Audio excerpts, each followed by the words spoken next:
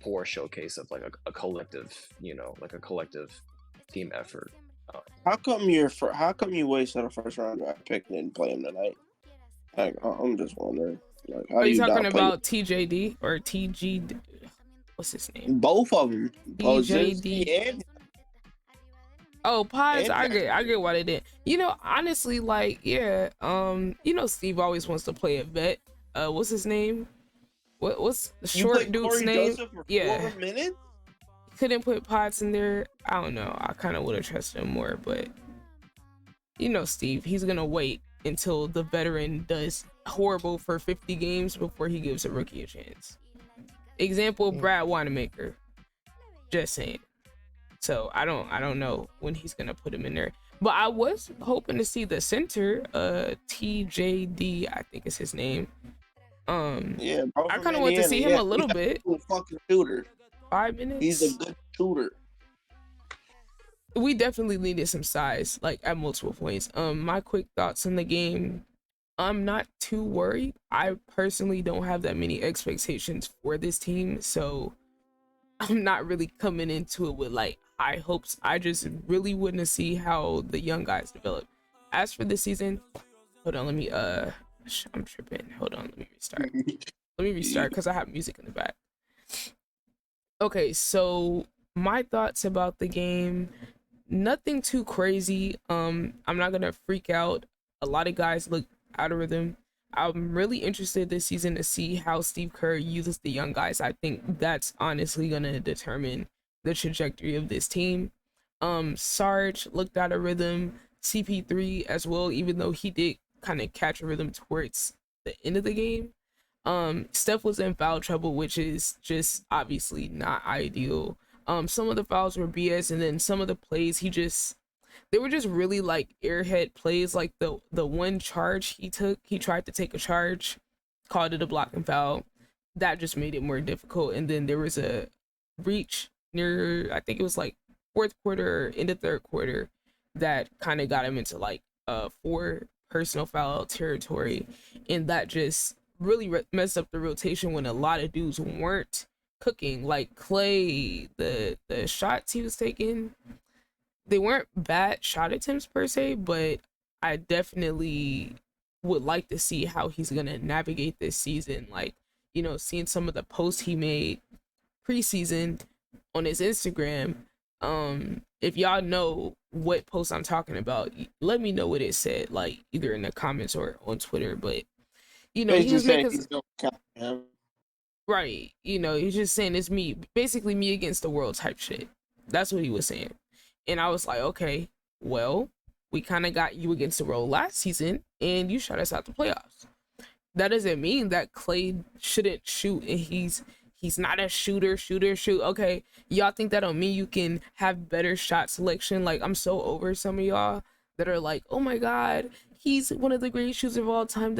Okay, do you think that means he can literally take whatever fucking shot he wants to take?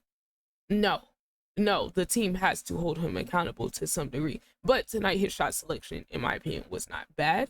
He just wasn't hitting. And I don't really like, Clay has always been a very like up and down guy, and I think he has a lot of mental things like weighing on him, which is the contract situation. I think that alone can make the stakes higher for like every game, because you feel like you're trying to, maybe the team not meeting you where you want them to meet you at financially, like in terms of the price you're asking for. So Clay's getting out on the court, not just playing just to play, but he's playing to like prove the team wrong, maybe that he deserves more than what they're trying to give him. And that's a lot of weight to have on a game by game basis, where we already saw how much he was in his head since he's come back from the injury. So to me, that's only going to make it more complicated and could cause his decision making or shot selection or his game to game fluctuations be a little bit more complex than like usual. But nevertheless, I think he's a person that can figure it out as long as he stays in check. Having CP3 on the court with him definitely helps, him not need to dribble. I was very happy to see him give up the ball to CP3 instead of dribbling it up the court and creating a turnover, as he usually does in that situation. And just, I already felt a little better with like knowing that people are going to look out for Clay. There was one play where they tried to get the ball back to Clay like 3 or 4 times. He missed all of the shots, but multiple guys on the court were looking for him. So I have no doubt that he's going to catch his rhythm. I think he did kind of pick things up towards the end, but I just need to see how this is going to play out. But one thing I can point out, he had 7 rebounds, which this has been a thing I've been complaining about for years with Clay. His lack of rebounding, which I feel like for his size, he should be averaging at least 5-6 rebounds a game if he like is more intentional about that. So I think that's going to be extremely valuable, but it's about the Warriors being able to create or value these rebounds that they do get. So it looks like for the night they had 49 rebounds as a team and the Suns had 60. So where I'm seeing a bit of an issue is with how Steve Kerr is going to manage these minutes for the younger guys when you have the vets getting priority. Like, is Steve going to put in a Moses Moody, who was pretty hot tonight, if Clay goes in a bad streak? Like, will he just give him a chance to cool off on the bench? Like, I think this is a night where it would have been nice to see Moody rotated back in there just a little bit more, maybe like 3 or 5 more minutes in the game. I think could have made a difference when, you know, Clay was kind of on a bad streak.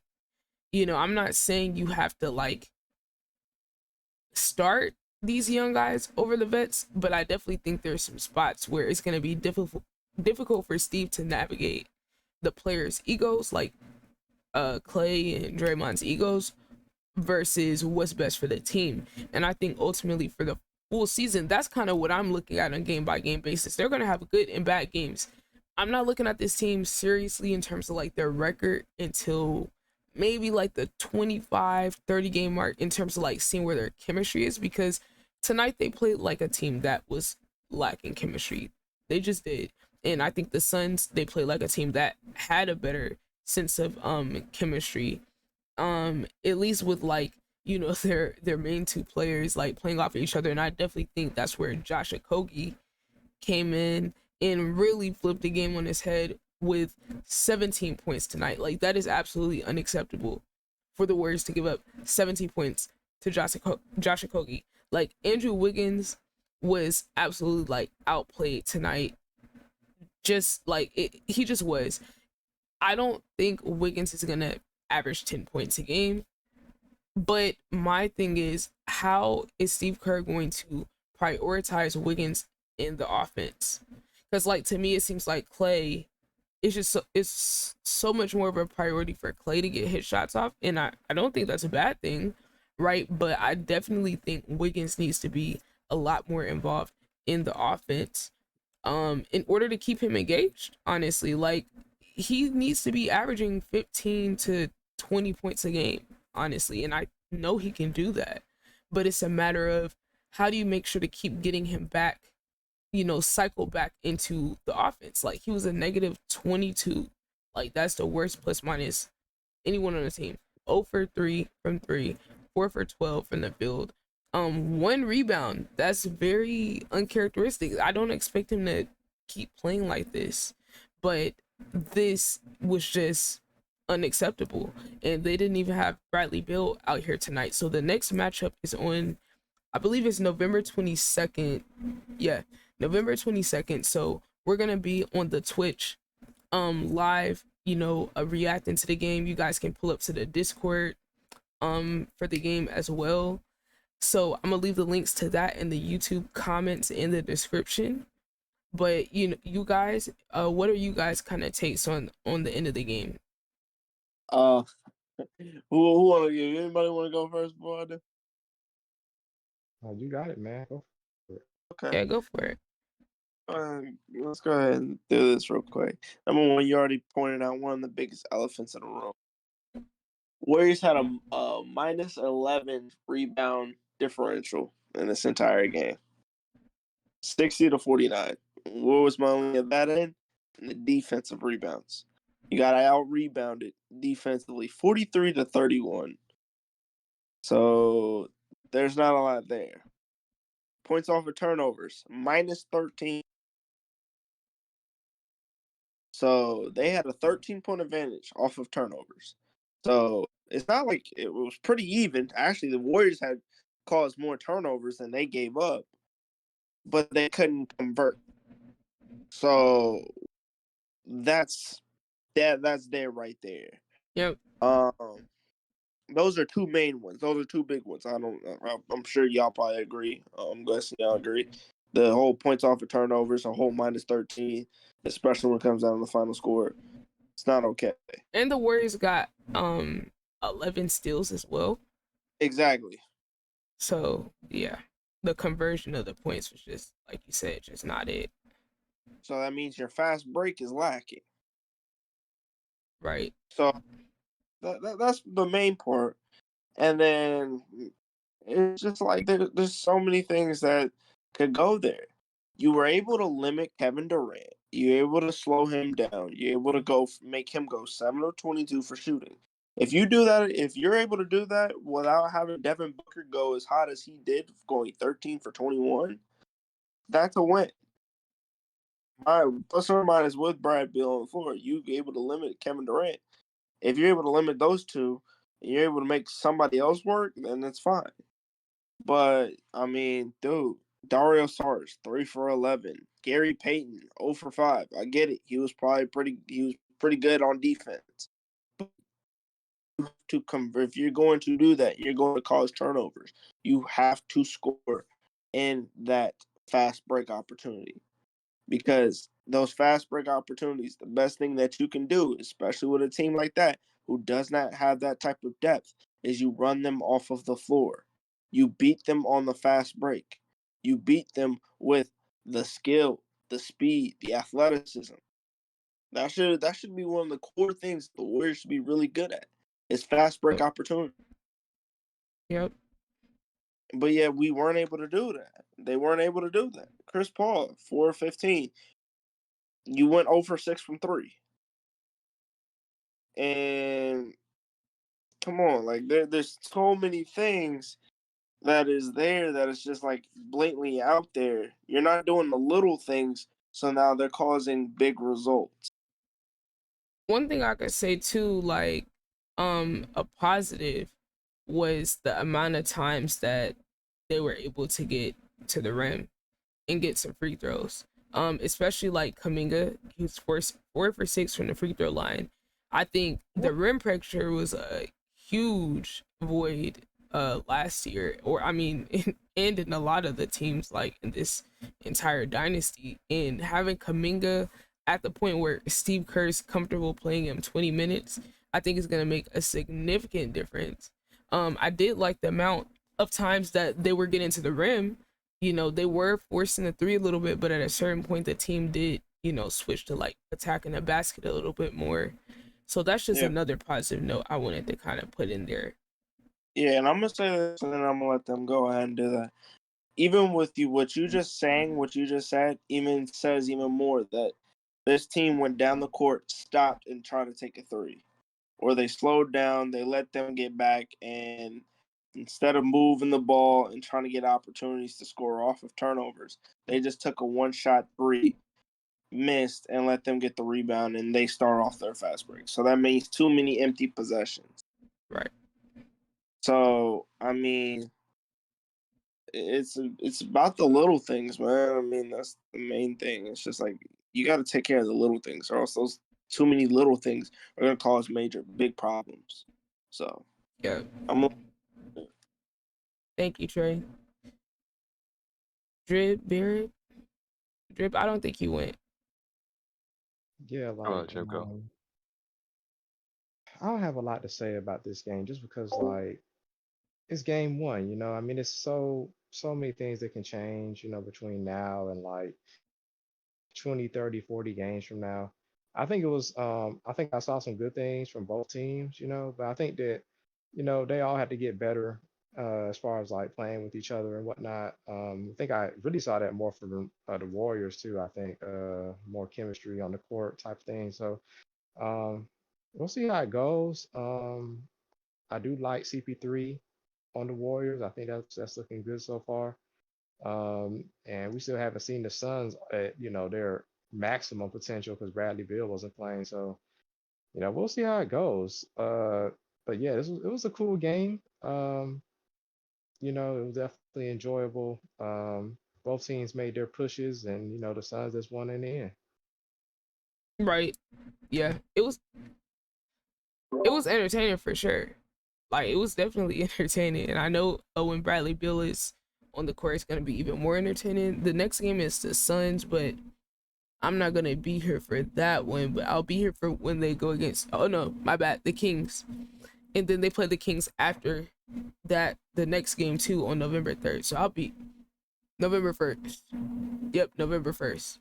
So I'll be back for that one. That's next Wednesday. So they're playing the Kings 2 times. So I'll kind of just watch the game, and then I'll be back for the watch party on the 1st, which is a Wednesday. That one's gonna be entertaining for sure. Like we have a lot of good game. Like I'm looking at the schedule right now. There's a lot of good games. So if you guys are watching on YouTube, make sure you drop a follow to my Twitter. The link tree is in the description and the comments. So you can stay updated like when we're doing the watch party, and pull up to the stream, join the Discord. Let's see. So yes, after the Kings they have OKC and then the Nuggets. So it's some nice, it's out the gate. It's some pretty tough like lineups. Then after the Nuggets, they got the T-Wolves, OKC again, the Suns, the Spurs, the Kings, the Clippers.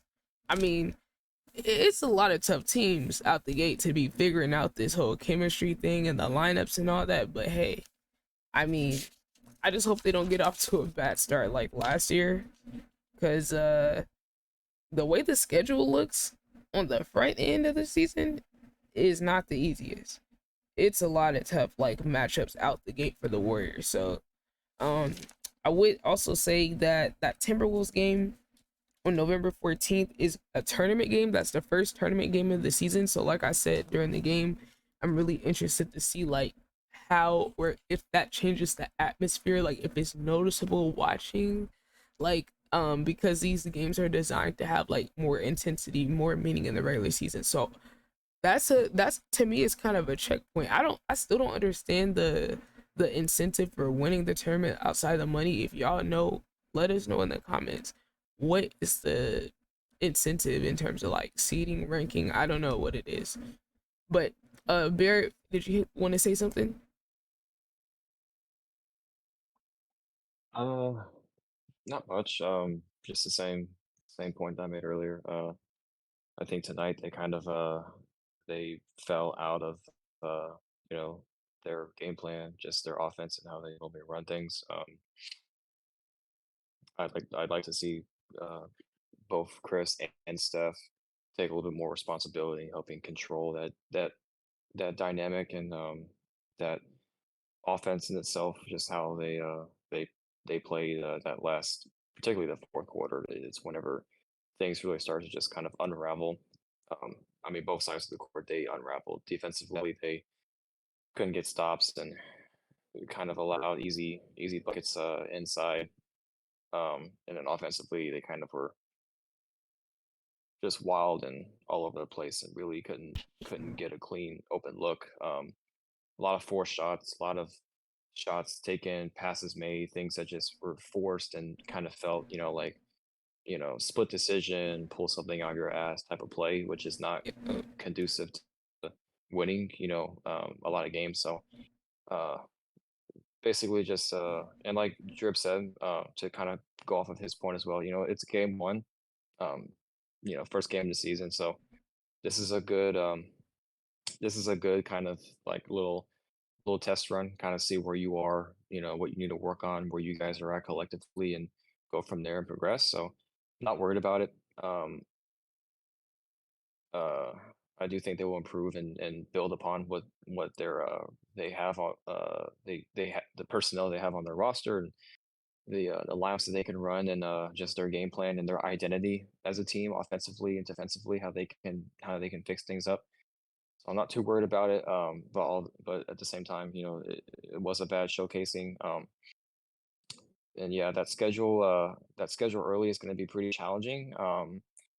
That's more of a concern I have is I'm really hoping that they don't end up starting the season, looking at a 3-7 record or a 4-6 Right. record, you don't want to start below 500, uh, or I'm sorry, you don't want to start as a 500 team, let alone start a season below that, because then you're playing catch up for the rest of the season, and there's 82 games in the season, so you're going to play tough teams throughout the entirety of the season. It's not like football where it's just 16 weeks or 18 weeks, and you might get a soft schedule, and that's literally your whole schedule because you might not play a whole lot of good teams. So it's not like that in this sport.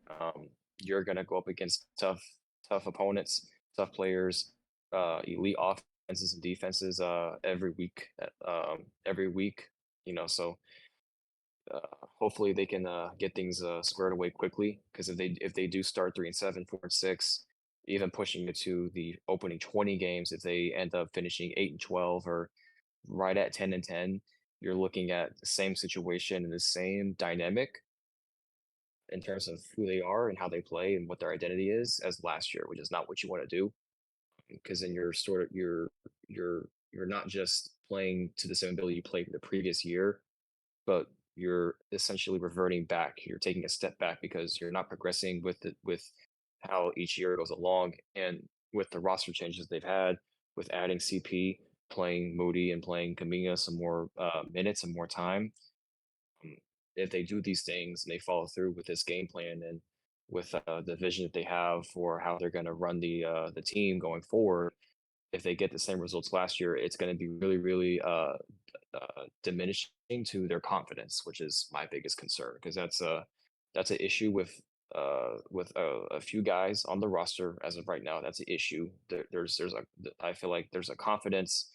Uh, there's a lack of confidence, just a lack of you know, uh, calmness and security, as a team. So hopefully they can string together some good wins. They can clean up their mess tonight, get back on the winning column, and fix themselves and kind of hit the restart button. Just be like, okay, that's the first game, opening night. We lost. It's okay. We're gonna move forward, prove, take our time, and just, go forward. Just start off right, going from here forward. So hopefully, I like to see that from him. And then my a little side note as well, but you know, to uh to Trey's point, with the Bradley Bill thing, they didn't have Bradley Bill tonight on the floor, and the Suns could have looked way better with Beal out there. They obviously would have. I think they would have looked better. They probably would have scored more. Um, but I will, and it'll help KD. It'll help free up KD's game. Like give him more open looks and kind of take some extra stress off of his load, less responsibility. I do want to say though, as a person that's been a fan of Kevin Durant, like I've always loved Kevin Durant. Um, not as a competitor, but just as a basketball player. I've always loved watching KD. I do have to say that just from what I've been seeing, like since last year in this game, like over the last 2 years or so, I want to say it's Mm-hmm. it's really starting to look it's really starting to look to me like Katie is getting old, dude. Like he's actually starting to look like he's starting to regress. I'm not saying like Michael on the Wizards, degree What do you or mean? the level of that. Obviously, he's still averaging 20, whatever the hell he's averaging, 26 or 7, or I don't know. But he just doesn't. It looks What's his good, Cozy scoring and Bahia? his How are you, offense fam? looks a lot more labored than it did in Mm, previous years. When he was in Oklahoma, when he was in Golden State, even when he was in Brooklyn, like even after the injury, when he came back from the injury, mm-hmm. he still looked effortless. Like it was just easy. Like it was just so easy for him to score. But now when I watch him play again, like as a fan of his game, like I'm actually watching him like, dude, he actually has to go out here and like work for these buckets now. Like he has to Mm. fight. He's getting a little slower. He's kind of using up more time on the clock. Like he's not just out there getting 30, or Easily. 35 or 40. Right. Like you Yeah, can it's tell not. he's getting to 30, whereas before it was like, oh shit, he already has 30. Like, you know Yeah, what I'm saying? exactly. Like before, like it would have been the third quarter, and he would have had like 29 already, and you're like, damn, like he got 29 already. But now it's like we are at the point with Durant now where like we're kind of noticing we're noticing every time he scores. We're noticing every Mm. bucket. We're watching him. We're visually acknowledging like the level of work and effort that he has to put forth to be able to score now. You because of he's getting older. Like he's getting older. He's losing like half a step to a step a little bit. He's not, and even though he can still shoot over people, he can still rise above the defense. Like it's not as consistent and it's not as easy, like to where, oh, if he raises up in the mid range or at the three, you might as well just count it. That's how it was earlier in his career. But now it's like now there's actual thought in our minds where it's like, oh, like is he gonna make this one? Like we just now there's like there's a little bit of like doubt. There's a little bit of like uneasiness to where it's like, I don't know if he's gonna get a guaranteed bucket on this play. You know what I mean? Like it's not even like a guarantee thing anymore. Like he has to work, he has to fight more. He's going through a lot more to score now because of his age and his health. He's coming down. He is definitely on the downhill stretch of his career. So It what do you think it's is the evolution of his game as he ages? Like, how do you think he makes the adjustment to things like you said, the speed or it not being as easy? for me personally, I I I've always thought that he could do more of this because of not just of his height, him being 7 foot, but because he's such a great shooter and he has such great control of the ball for his size and that he's so skilled. I would like to see him expand more offensively within the post. I would like to see him take more opportunities to, and it doesn't have to be like on the low block, like when you're amongst the territory of like other centers and power forwards, guys that are bigger than you, stronger than you, that's where they live, that's where they thrive. So you're essentially going up against, guys that know how to defend in the paint and the interior and clean the glass and defend the glass. It can be as far out as a high post in the mid range or like right in the middle of the mid range itself, like a high post up. I like to see him work more with post up, back to the basket work, even face up, to where his offensive possession, when the ball is in his hands and his isolation like initiates and like the within the possession, like okay, this is the start of like whatever he's gonna do.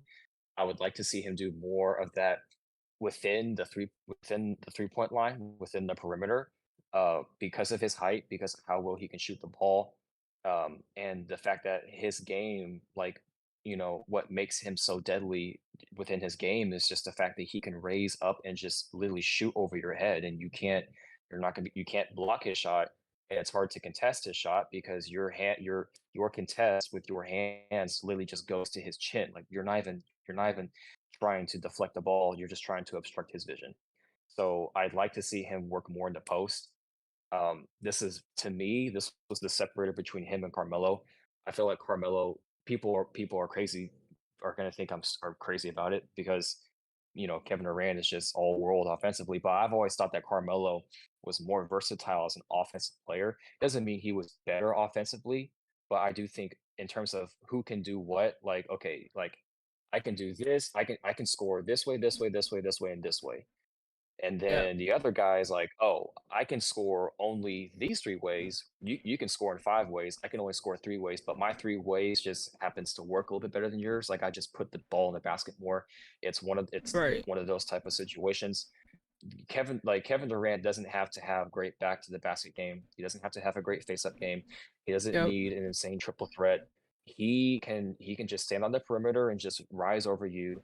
He's a great ball handler, so he can just put the ball on the ground and create his own shot. And then if he's Yeah. inside the 3-point line, if he is posting up or if he's within 10 feet of the basket, his length, he is athletic, his knack of scoring and his touch, he can just finish at the rim. So I've always thought that Carmelo was more versatile as a scorer. Carmelo had no weaknesses in his game. He could shoot threes, he could shoot mid-range shots, he could finish in the lane with traffic or with no traffic. He had great back to the basket post up game. He had great face up post up game. He had an elite triple threat for a guy his size at 6'8" or 6'7", however tall he was. He's a little shorter than LeBron. He had a above average handle of the rock that he can create his own shot. His shot was quick, like he was fast, but he was a fat dude, like which is like that just makes like he's big, but he's fast, like so there's a lot of ways that Carmelo could score the ball, whereas KD is just so efficient and has just mastered his couple or three set ways of scoring the ball to where he's more successful at it than Carmelo's way of doing it. Yep. I feel like if KD though were to take that approach of like, okay, let me work on my back to the basket game, let me get in the mid range more, let me face up more, let me get into a triple threat within the perimeter, within the 3 point line, things like this where he's kind of taking a back seat a little bit to motion within his own offense of handling the ball, the hezzy coming off screens, dribbling, using up the shot clock to where you're moving so much and you're active with the ball for a long period of time throughout a whole game itself. It's really costing on you endurance wise, and it just wears you down more. Plus, you have to go back on the other end and play defense. So I'd like for him to expand on trying to score the basketball in a more simpler ways and to fully master that because he's already good at it. But I would like to see him try to master these areas: triple threat, post up, back to the basket, face up, because in those spots, he doesn't need to put the ball on the floor. He can make one dribble and commit to one action: drive left, drive right. Drive left, drive right, raise up, shoot over you jab step, like use your triple threat, back to the basket, one dribble, right shoulder to left shoulder, turn around, doesn't matter. These are one dribble, two dribble, isolation scoring opportunities where he's going from dribbling 11 times at the 3 point line to doing it only once or twice, and he's limiting his usage while still being able to score the ball. That's going to give his team more time, more ball, more control time over the ball throughout the course of the game, more opportunities to score, more possessions to be able to have a chance to score. So he's gonna benefit his team more from that, and also himself to where he can last longer. These last coming years of his career to where he can prolong his elite level of play, offensively speaking, if that makes sense. So I'd like to see Yeah. that from him more. Because the dude, he's getting a little slower. Like can see it when he drives. Like he's Mm-hmm. not just blow buying everybody with that long reach and that long stride. He's He's getting not as quick bodied a with his lot tempo more. anymore. He's He getting is, bodied yes. a Like lot he's not more. It's just more. physically, yeah, yeah. Physically, it's just a much more. It's getting harder. It's a harder fight now for him And I think physically. he's So he's bigger gonna have to too. be smart. He's a little bigger Yeah. too. So like, the weight slowing him down, the age. And the other thing I think is like when you're such a good shooter, we see this with the smaller guys that are good shooters. They overshoot sometimes. And I think because he's so good, he has to green light the shoot, which like you said, kinda that's why he's not um kind of hammering home those other ways to score that we know he can do. It's just because he can shoot so well, Mhm. he's just gonna keep shooting. And it's like sometimes Right. that can you can kind of shoot yourself in the foot doing that because of like we're talking about, he's slowing down, he's getting older, and he has to have a high minutes total for the most part for like most of the games. I mean, Bradley Beal coming back should help alleviate that and allow them to manage like his minutes better. But like having to go play on the other end, all of that catches up with you. And like I was saying before the game, like I'm concerned about his health because ever since he's come back, when he's on the court, he's been great. But him being on the court has been a question, like at a lot of times, and I think it's because of the load that he has to carry in his offensive style. Like you shoot a lot, you're gonna tire yourself out more. Like, and Mhm. then you add that on to when he does go to the rim, he's getting bodied more. Like Barry said, like he's not Which is why blowing I'm by people glad. more. Why I'm glad that they picked up Bradley Beal, because now that they have three elite scoring options, he may not numbers wise, he may not be averaging what he normally does for his career, but he's gonna look better despite scoring less per game because he's gonna be fresher.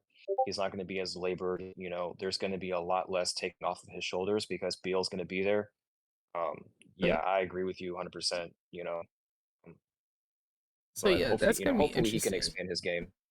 Yeah. Yeah, I definitely think like having Brad Bill there is gonna help him go into some of those areas a little more because they're gonna need like the versatility. So this is look, as for the Suns, they need to win the championship. As far as I'm concerned, they should win the championship this year. Like that's how good they are. They should be the team to beat in the West. Their bench is looking like pretty If good. they Like play at their absolute best, yes. yeah, they play at their best. If they lose, you can't say there's any reason why aside from like someone just not performing well because this team looks put together. Eric Gordon, Watanabe, it's they got some nice things going on over here. And then if I don't know how sustainable this is from Josh Okogie. I don't know. Could this be Josh Okogie hitting his peak and he averages like 10 or 12 points a game and 5 rebounds a game? I don't know. If it is, they should definitely win. But I mean, to me, they have to be the best team in the West. I mean, some people are gonna say the Nuggets, but I do think this team might have a little bit better overall ceiling, but like if anything, they're neck and neck with the Nuggets. Like if not better on paper. Now, which team am I taking? I don't know, because they got rid of Bruce Brown and the Nuggets. That to me, that was their X factor. You lose your X factor, I can't Oh, say they for got rid of sure. Bruce Brown. Okay. Yeah, I just think that was a bad move. He was a big piece, in him being able to like slide into that role. I think it's a big deal. But Was that a trade or a wave? Like, did they I lose him think for he got nothing, or did signed they? somewhere else. He got signed somewhere else for a better Uh, deal. They didn't want to pay him what he wanted, basically. Which okay. I just feel like he's one of those guys where just meet him where he's at because of how valuable he is fitting into the team. It's not even about is there someone more talented than Bruce Brown. It's about can you get someone who does what he can do on offense and defense that can fit into that role. Like, Hmm. because it is a role. Like, that's why they got rid of Bones Highland because he wanted too many minutes and wasn't cool with his role. So, like, it just goes to show you, like, it's a matter of, like, fit. So, it's going to be Hmm. interesting. But, like, if anyone's watching this, like, on YouTube, y'all are watching on, wherever, let me know who the best team in the West is to you guys. Best teams. Do you guys feel like the Suns are going to the finals? Like, I think they should. Honestly, like, I think they have the best team. Like, in the West on paper. Like the Nuggets have the best Hmm. players, so it's kind of like I guess it depends on how you look at it, how you value it. But yeah, Yeah. Yeah. I just think that I know some people could think that I'm overreacting about today's game, but I'm just looking at there's no real margin for error about it's okay if we mess up today because we always got tomorrow. No, because this is unfortunately how we are in the West. We got teams who I get it. This is only the second game of the NBA season, but I'm gonna tell you this right now: the way I saw Denver look today, Denver has not skipped a beat. They have looked good offensively, defensively.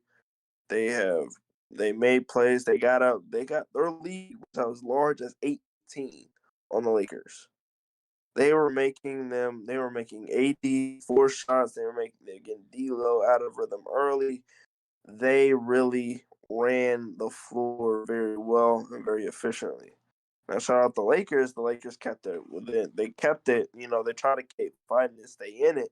They weren't an easy put away, but I'm not gonna lie, them Lakers, boy, like boy. they're the cooked. Lakers, but still you're still messing with a guy like Jokic, and right now, like out of everybody, the worst shooter was Michael Porter because he from three with 2 for 9. Everybody else was 3 for 5, 3 for 5, 3 for 5, 2 for 3, 1 for 3. Reggie Jackson went 2 for 5. So you're talking about a team that would do what they needed to do with their starting 5. They were very dominant with their starting 5, and they were able to put away this team that has a little bit more depth this year than they did last year. I don't know if we see that Warriors team go against the same Denver Nuggets team, it's not going to be pretty. If we see what Oh we no. saw from the Warriors, it's not going to be pretty. Yeah, too many So guys were out of rhythm. I need to see them. First of all, we need Draymond back to see how all this fits, because even they figure it out now, they're gonna have to put Draymond back into it. So that's a whole nother. It's just not a great time with the schedule that they have to be figuring all this out. But Steph's gonna have to put the team on their back, and you can't be getting fouled out. Like, you can't have some of those airhead fouls like he had tonight when the team really got to be on his back this much, because had he stayed in the game, I'm confident they would have won. So, yeah, I don't expect that to happen on a night by night basis. I'm sure he understands the urgency. They see the schedule, they know what's going on. So I expect everybody to step up. But the competition is no it, joke. So it's definitely not any joke because, like, again, another thing. Y'all see that, bro? Jamal Murray was throwing lobs to Aaron Gordon, like they've been doing this for years.